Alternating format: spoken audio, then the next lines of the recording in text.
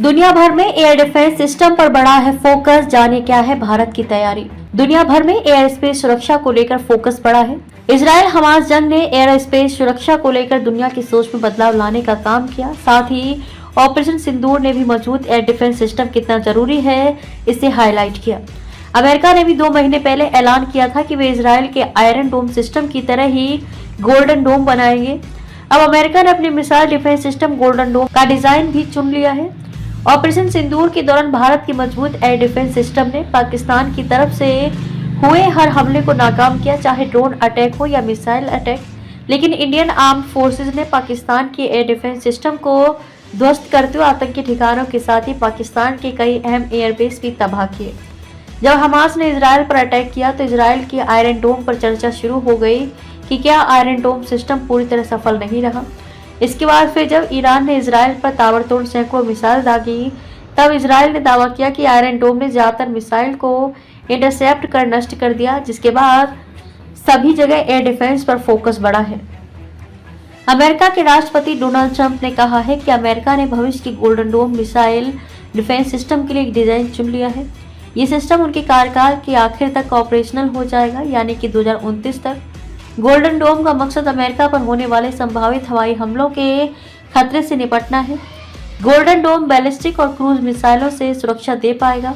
ये सिस्टम अंतरिक्ष आधारित सेंसर से लैस होगा और गोल्डन डोम सैटेलाइट के एक बड़े नेटवर्क पर काम करेगा। यह आने वाले खतरों का पता लगाएगा, उन्हें ट्रैक करेगा और फिर नष्ट कर देगा। इजराइल के आयरन डोम सिस्टम में रडार है जो आने वाले ऑब्जेक्ट का पता करता है, उसकी स्पीड और डायरेक्शन का पता लगाता है।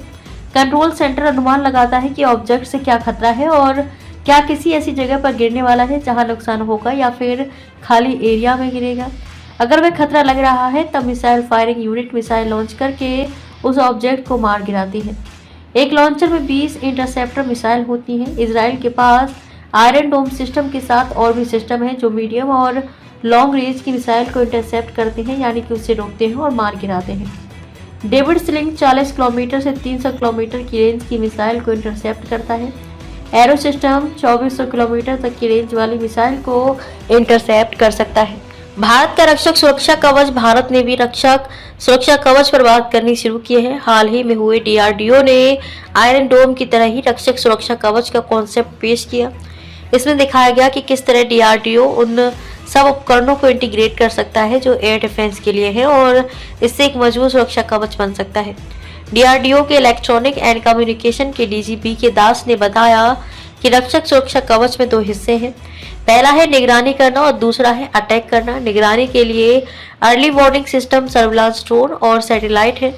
ग्राउंड में लॉन्ग रेंज रडार है जो दुश्मन के किसी भी एरियल खतरे को ट्रैक करता है। उसे इंगेज करने के लिए hard kill, soft kill, surface to air missile, artillery gun और लेजर बीम तकनीक है। उन्होंने कहा कि ये सब बहुत कम कीमत में और बहुत कम वक्त में इंटीग्रेट हो सकते हैं।